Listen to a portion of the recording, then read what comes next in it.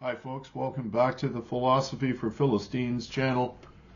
On this January 9th, I'm going to read to you from Psalm 9, starting with verse 17, although I invite you to read the whole chapter. You know, the purpose of this channel is not to delve into nihilistic despair, but to save you from it.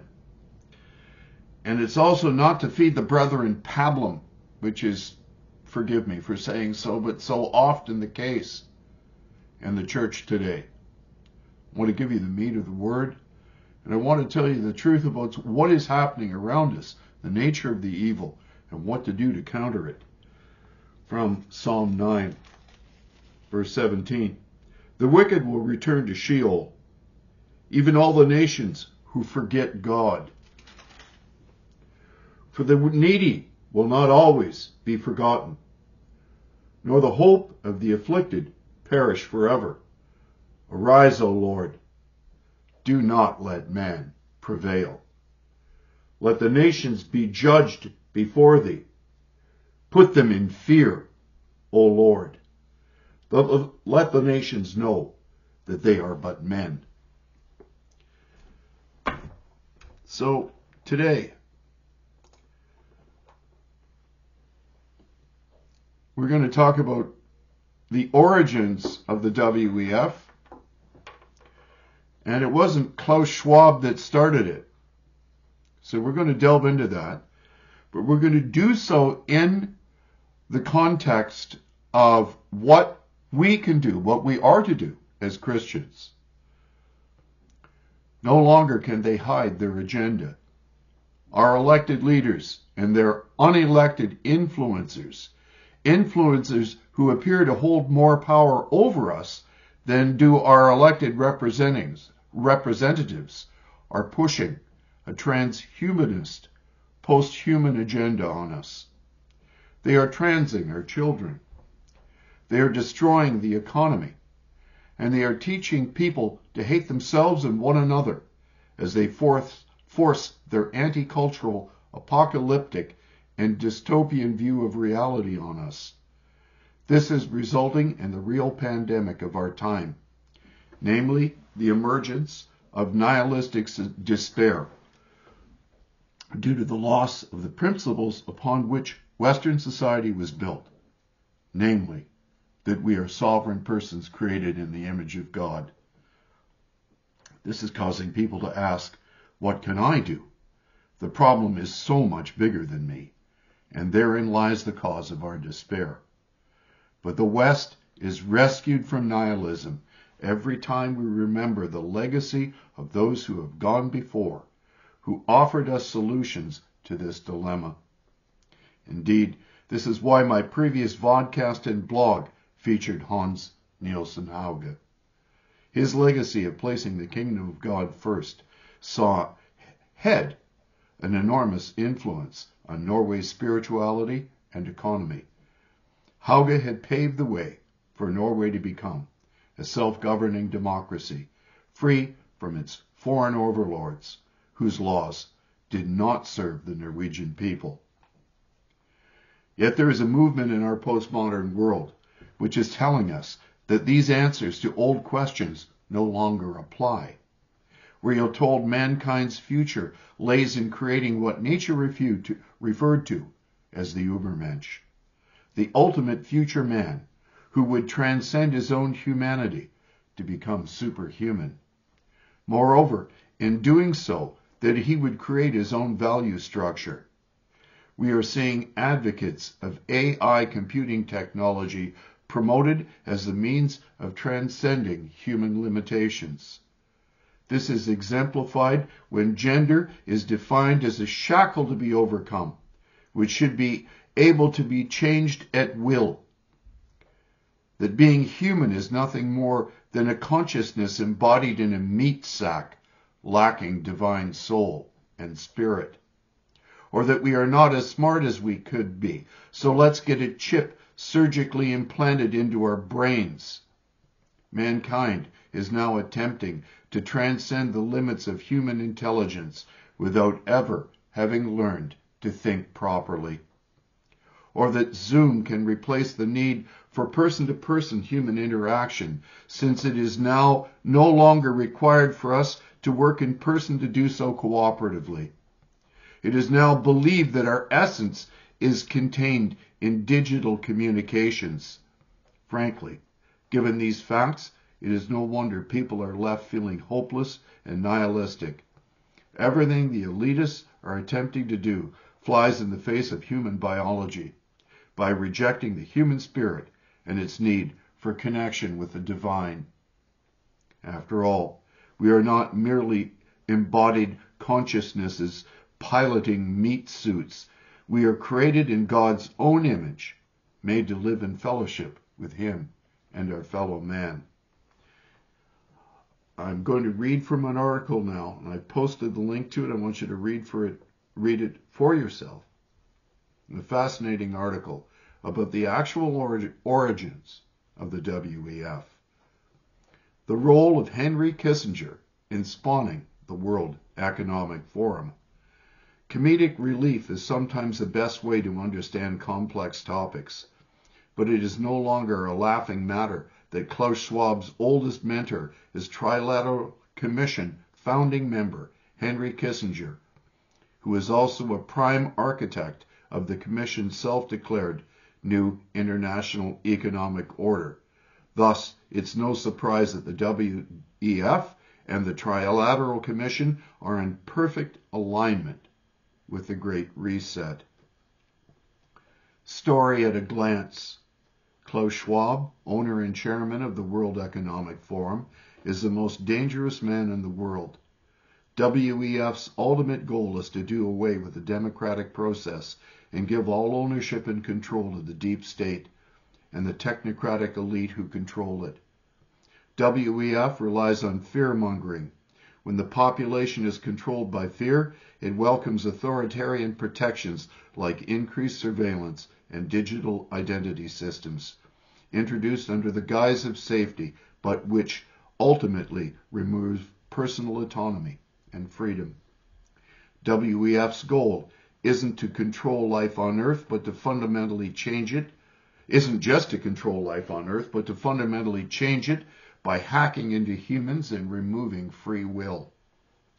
WEF, in partnership with investment firm BlackRock, has infiltrated the government and is colluding in corporatism, where an unelected corporate elite dictates top-down to the population. You can protect your sovereignty by relying on your own critical thinking and choosing bravery over obedience. Klaus Schwab, founder and executive chairman of the World Economic Forum, is a personification of the Great Reset, the ultimate goal of which is to do away with the democratic process and give all ownership and control to the deep state and the technocratic elite who control it. In the above video, and there's a link, once you go to that website, you'll find a link by J.P. Sears. Very witty, as J.P. always is. Watch it for yourself. In the above video, comedian J.P. Sears outlines the primary reasons why this makes Schwab easily among the most dangerous people in the world, and arguably the most dangerous. One of the Great Reset's new normal dictums that you'll own nothing and be happy. This is part of the WEF's 2030 agenda, and a plan is already in place to make it happen. Schwab is also author of the book COVID-19, The Great Reset, which was published on July 9th, 2020. Wonder how he got it written and published that fast? Sears said, it's almost like he pre-wrote it before he started the pandemic. I mean, before the pandemic started. Acute crisis boosts the power of the state. WEF operates via fear-mongering about disease and environmental catastrophes for starters. When the population is controlled by fear, it welcomes authoritarian protections like increased surveillance and digital identity systems, introduced under the guise of safety, but which ultimately remove personal autonomy and freedom. In fact, Schwab wrote one of the greatest lessons of the past 5 centuries in Europe in America is this: acute crisis contributes to boosting the power of the state. It has always been the case, and there is no reason why it should be different with the COVID-19 pandemic. Remember, no one elected Schwab to any government position, but he's behind the scenes, pulling strings nonetheless. WEF portrays itself as a global organization committed to improving the state of the world. But most would be taken aback if they knew who's behind it, as Sears put it. You'll be excited to hear that the lineup of the World Economic Forum speakers at their annual gathering of elites in Davos included such benevolent humanitarians like Xi Jinping, the leader of the Chinese Communist Party, who's currently committing genocide, and Tony Fauci, who's arguably involved in crimes against humanity, and Bill Gates, who's arguably involved in crimes against humanity, and Australian Prime Minister Scott Morrison, who's arguably currently involved in crimes against humanity. What a great lineup. Committed to re-engineering life itself. WF's goal isn't just to control life on Earth, but to fundamentally change it.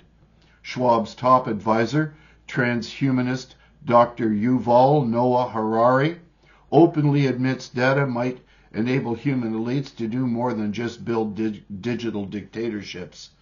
By hacking organisms, Harari said, elites may gain the power to re-engineer the future of life itself. But once you can hack something, you can usually also engineer it.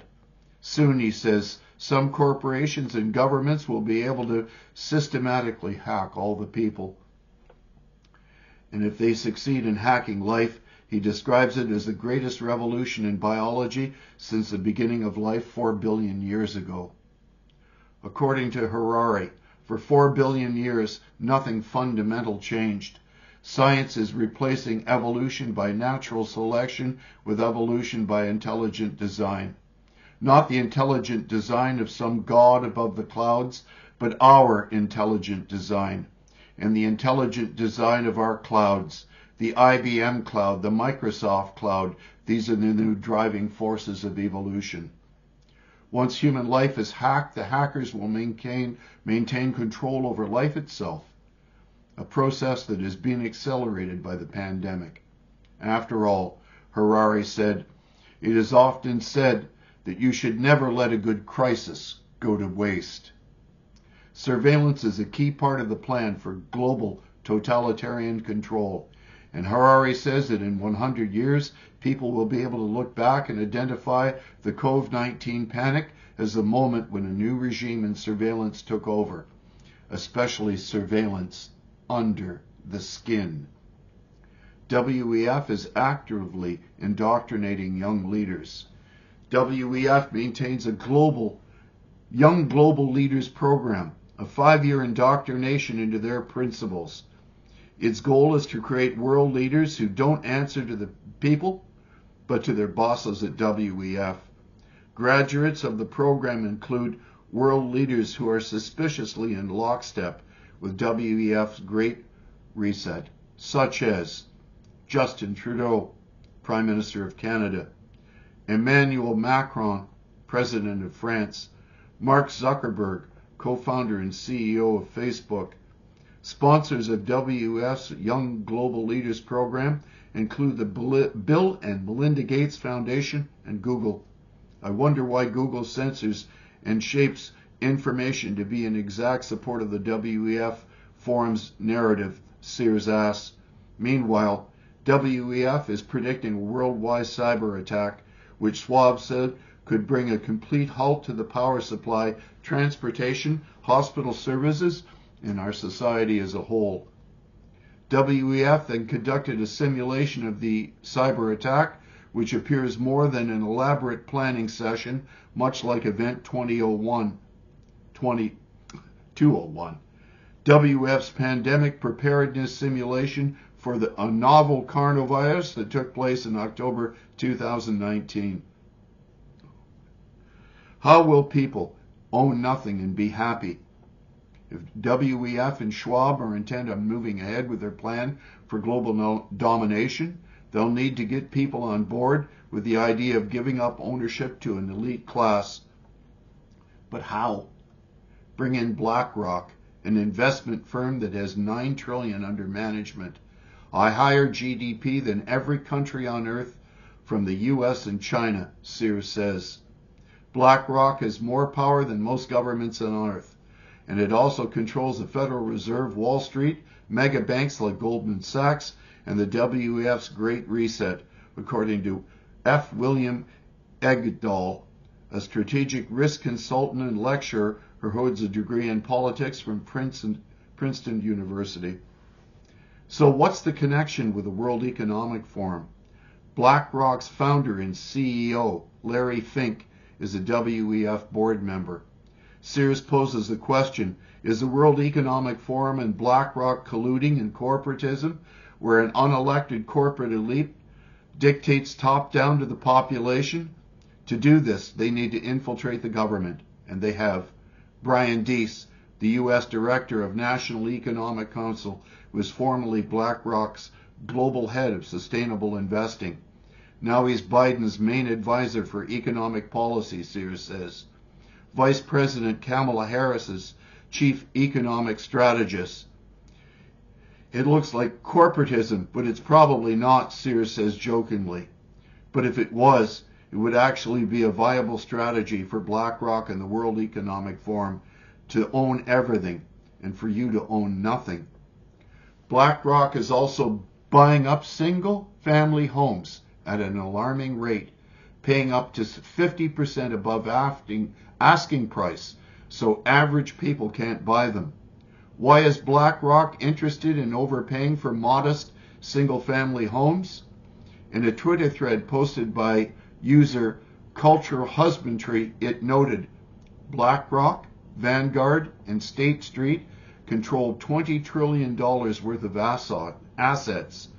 BlackRock alone has a $10 billion a year surplus. That means with 5 to 20% down, they can get mortgages on $130,000 to $170,000 homes every year.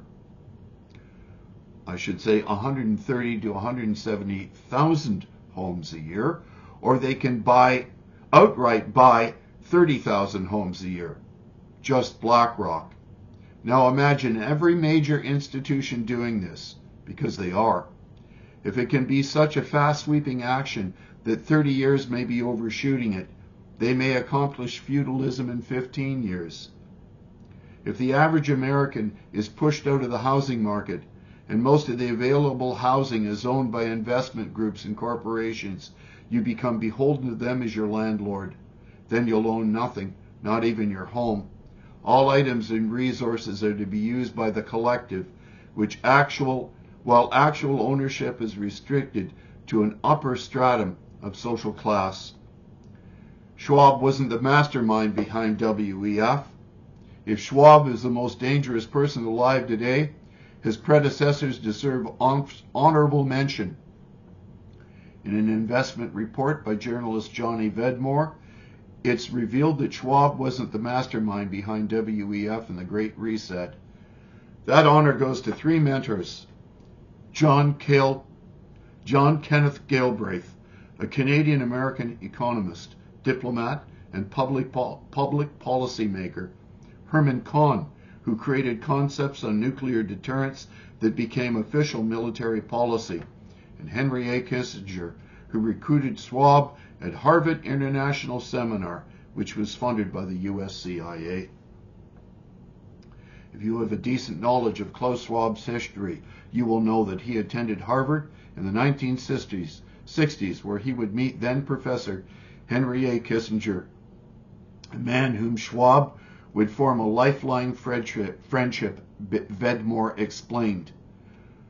My research indicates that the World Economic Forum is not a European creation. In reality, it is instead an operation which emanates from the public policy grandees of the Kennedy, Johnson, and Nixonian eras of American politics, all of whom had ties to the Council on Foreign Relations and the associated Round Table movement, with a supporting role played by the Central intelligence agency. There were 3 extremely powerful and influential men, Kissinger among them, who would lead Klaus Schwab towards their ultimate goal of complete American empire-aligned global domination via the creation of social and economic policies. In addition, 2 of the men were at the core of manufacturing the ever-present threat of global thermonuclear war. Their paths would cross and coalesce during the 1960s. They recruited Klaus Schwab through a CIA-funded program, and they were the real driving force behind the creation of the World Economic Forum. Your free will is under attack. Environmental pollution, disease, and cyber attacks are being used to generate fear in order to keep the population compliant.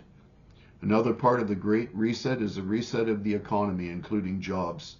Many across the U.S. are facing unemployment if they do not choose to take a genetic therapy experiment in the form of a COVID-19 shot. It is clear that the COVID-19 pandemic has created a unique window of opportunity to rapidly usher in the Great Reset, which involves changing everything from future global relations and the direction of national economies to the priorities of societies, the nature of business models, and the management of a global commons. Part of the plan involves the 4th Industrial Revolution, which Schwab had been discussing since at least 2016, and is characterized by a fusion of technologies that is blurring the lines between the physical, digital, and biological spheres. In terms of government, the revolution will bring new technological powers that allow for increased population control via pervasive surveillance systems and the ability to control digital infrastructure. Meanwhile, while people are busy worrying about the orchestrated threats that are out to get them, technocrats are working on how to remove the essence of what it means to be human, namely free will. Humans are now hackable animals, Harari said. Humans have this soul or spirit, and they have free will, and nobody knows what's happening inside me. So whatever I choose, whether in the election or whether in the supermarket, that is my free will. That's over. It is urgent that we all take steps to remain free, sovereign individuals, which can be straightforward as be guided by your own critical thinking and what your heart and soul know is right. Choose bravery over obedience. We are in the process of either the Great Reset or the Great Awakening, Sears points out, and the choice isn't Klaus Schwab's. The choice is ours. I would say yes, the choice is ours. But the choice is ours only if we put the kingdom of God first and pray psalms like I prayed today. Pray that psalm for yourselves. And may God judge these men. Our nature is the nature we receive from God himself. When they insult human nature, they are insulting the nature of God. They're insulting the reason that Christ died on the cross to save us from ourselves. May God judge them on the basis of the final and finished work of the cross. To him be all the glory forever and ever. Amen.